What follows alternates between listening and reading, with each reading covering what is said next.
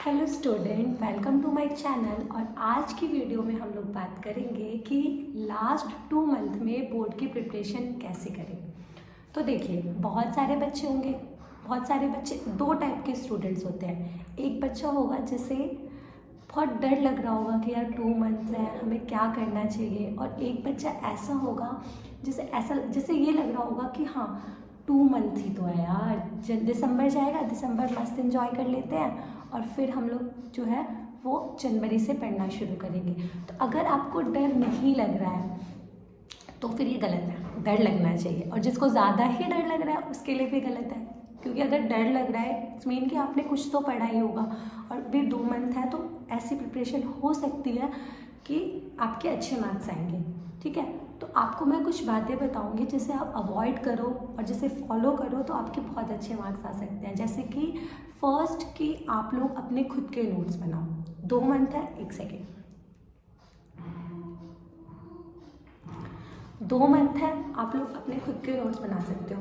देखो, कुछ बच्चे ऐसे होंगे जो दूसरों के नोट्स से पढ़ते हैं, तो दूसरों के नोट्स से हमें इतने अच्छे से समझ नहीं आता जितना हम खुद के नोट से समझ सकते हैं। दूसरों के नोट से हम कब पढ़ते हैं, जैसे कि अगर हमारा एग्ज़ाम है, कल एग्ज़ाम है या परसों एग्ज़ाम है या 15 दिन बाद एग्ज़ाम है, तो अभी मैं नोट्स नहीं बना सकती। 15 दिन बाद अगर एग्ज़ाम है फिर भी हम नोट्स बना सकते हैं, लेकिन अगर हमें एकदम से एग्ज़ाम देना है तो हम नोट्स नहीं बना सकते। तो अभी आप लोगों के पास टाइम है, आप लोग चैप्टर्स पढ़ो, अपनी खुद की लैंग्वेज में नोट्स बनाओ, और फिर जो एग्ज़ाम के जो रिवीजन का टाइम मिलेगा, जो एग्ज़ाम में जो गैप होता है, उसमें आप उन नोट से पढ़ो, अपने नोट से। तो अभी आपके पास ये टाइम है कि आप डेली एक चैप्टर पकड़ो, उसे पढ़ो और उसके खुद के नोट्स बनाओ खुद की लैंग्वेज में।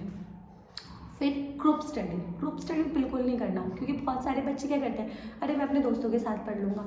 तो ये बात ना सबको पता है कि जितना हम अकेले पढ़ सकते हैं ना, उतना हम दोस्तों के साथ उतने अच्छे से नहीं पढ़ सकते। हाँ, बहुत सारे टॉपिक्स हमारे दोस्त हमें समझा सकते हैं जो टीचर्स उतने अच्छे से नहीं समझाते, बट हम लोग जो है ना वो पढ़ सकते हैं। दोस्तों के मतलब ग्रुप स्टडी नहीं करना दोस्तों के साथ। जैसे हम लोग स्क्रॉल कर रहे हैं, मीम्स शेयर कर रहे हैं बच्चों के दोस्तों के साथ, रील्स देख रहे हैं, व्हाट्सएप ग्रुप पे लगे हुए हैं, तो ये सारी चीज़ें ना बंद कर दो।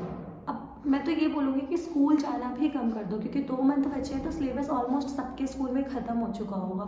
और जितना कम स्कूल जा सकते हो उतना कम जाओ, अपने घर में प्रिपरेशन करना शुरू कर दो। चैप्टर्स डेली पढ़ना है, ये नहीं कि अगर आपको लगता है कि आज जो है ना मैंने आज छोड़ देता हूँ कल पढ़ूंगा, तो ये बिल्कुल बंद कर दो। क्योंकि आपको ना, अगर आप एक दिन भी पढ़ाई से मना कर रहे हो ना, तो आप अपने मार्क्स से पीछे जा रहे हो। आपको डेली पढ़ना है, जितना ज़्यादा, हाँ कम पढ़ो कि आज मैं ना 2 ही चैप्टर रिवाइज करता हूँ, कल मैं इसके बदले, अगर आज मैं कम पढ़ रहा हूँ तो कल मैं ज़्यादा पढ़ लूँगा, लेकिन डेली पढ़ो। अगर हम एक दिन भी, या फिर अभी सोच लोगे अरे नई वेब सीरीज़ आई है, अरे न्यू मूवीज़ आई है, चल देख लेते हैं फिर पढ़ेंगे। नहीं, ये सारी वेब सीरीज़ बाद में भी आप लोग देख सकते हो, बाद में भी ये मूवी देख सकते हो, बट हाँ, बोर्ड के एग्ज़ाम बाद में नहीं होने हैं, बोर्ड के एग्ज़ाम अभी होने हैं। और इसके मार्क्स आपको सब पूछेंगे। जैसे आपकी बुआ का फ़ोन आ जाएगा, मामा का फ़ोन आ जाएगा, रिजल्ट नहीं आएगा, पहले इनके फ़ोन आ जाएंगे। अच्छा रिजल्ट आया, उस टाइम पे आपको बड़ा गुस्सा आएगा कि यार क्या ही है, पीछे क्यों पड़े हैं। बट ऐसा ये रियलिटी है, मैंने भी फेस किया, आप लोग भी फेस करोगे, सब करते हैं। तो उस टाइम पे जो ये गुस्सा आता है ना, वो ना आए, इसलिए अभी पढ़ लो। और क्या कि आपके पास ना, देखो बहुत सारे सब्जेक्ट्स हैं पढ़ने के लिए।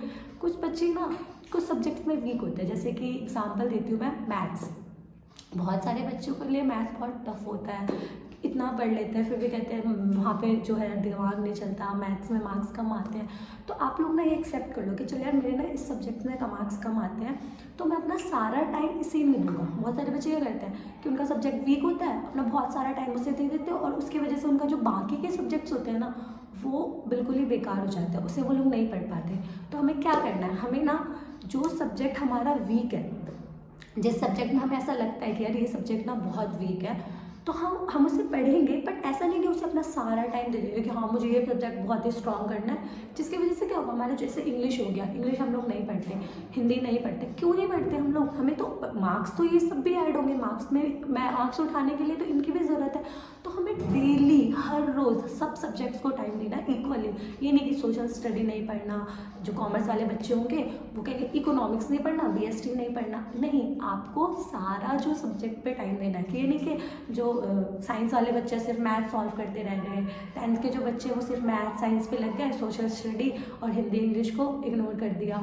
या फिर कॉमर्स वाले बच्चे हैं वो अकाउंटेंसी और मैथ्स पे लग गए, BST और इकोनॉमिक को इग्नोर कर दिया, इंग्लिश को इग्नोर कर दिया। नहीं, हमें डेली सारे सब्जेक्ट्स को ही टाइम देना है। ये नहीं कि हाँ एक सब्जेक्ट वीक है उसको हम स्ट्रॉन्ग, अरे 2 महीने में कितना स्ट्रॉन्ग बना लोगे उस सब्जेक्ट को, नहीं बना पाओगे ना। तो इतना पढ़ो कि हाँ उसमें मार्क्स आ जाए हमारे, और इतना भी मत पढ़ो कि उसके पढ़ने की वजह से सारे सब्जेक्ट्स के जो मार्क्स है ना वो नीचे चले जाए। और फिर जो एक चीज़ तो ये कर लो कि अगर आपका कोई चैप्टर ख़त्म नहीं हुआ है तो आप कभी ये मत सोचो कि हाँ जो एग्ज़ाम में प्रिपरेशन करने का जो टाइम मिलेगा, जो एग्ज़ाम के बीच का जो गैप होगा, मैं उसमें ये चैप्टर ख़त्म करूँगा। नहीं, अभी अपने सारे चैप्टर्स ख़त्म करो दिसंबर तक कि हाँ जो जो मेरा चैप्टर रह रहा है मुझे उन्हें ख़त्म करना है, ताकि जो एग्ज़ाम का जो गैप मिलेगा ना उसमें रिवीजन, उसमें इतना कर लो कि मुझे उसमें रिवीजन करना है बस, उसमें कोई चैप्टर ख़त्म नहीं करना। उसमें जो अगर उनको रिवीजन जितना हो सकता है मैं उतना करूँ, चैप्टर मैं ना ख़त्म करूँ। तो उस टाइम को ना अपने रिवीजन के लिए रखो, अगर कुछ रह रहा है तो अभी ख़त्म करो। फिर PYQ में क्या होगा कि आपको आइडिया हो जाएगा कि अच्छा देखो पता है कि एक पैटर्न होता है, अगर आप बार बार कोई क्वेश्चन आ रहा है जिस तरीके का तो हाँ वही पूछा जाता है। तो PYQ जितना सॉल्व कर सकते हो, जितना देख सकते हो कि भाई पूछने का लेवल कितना जा सकता है, तो आप लोग क्या करो कि हाँ प्रीवियस ईयर के क्वेश्चंस को सॉल्व करो बैठो कि अरे इस चैप्टर, आज मैंने ये चैप्टर पढ़ा ना तो इस चैप्टर के ही पिछले साल उससे पिछले साल कैसे टाइप के क्वेश्चंस आए हैं, बस इस चैप्टर से आज मैंने एक चैप्टर पढ़ा तो उसी चैप्टर से क्वेश्चन जाके देख लूँगी, ये भी तो हम कर सकते हैं ना। तो हम ये सारे, और हाँ फिर एक लास्ट है कि आपको आंसर्स पे भी इतने काम करना है, लिखने पे भी। जैसे मान लो कि मुझे आंसर बहुत याद है, समझ आ गया, तो मैं लिख के मुझे प्रेजेंट ऐसे करना है ना कि जो चेक करे ना तो उसे ऐसा लगे अरे इतना अच्छा आंसर दिया इसने।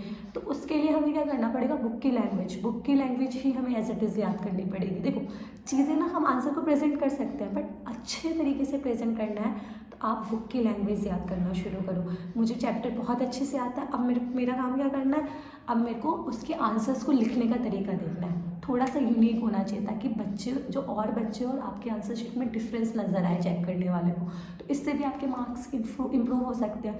तो बहुत सारी चीज़ें आज ही लग जाओ, रील्स वगैरह सब बंद कर लो, दोस्तों के साथ ग्रुप स्टडी बंद कर लो।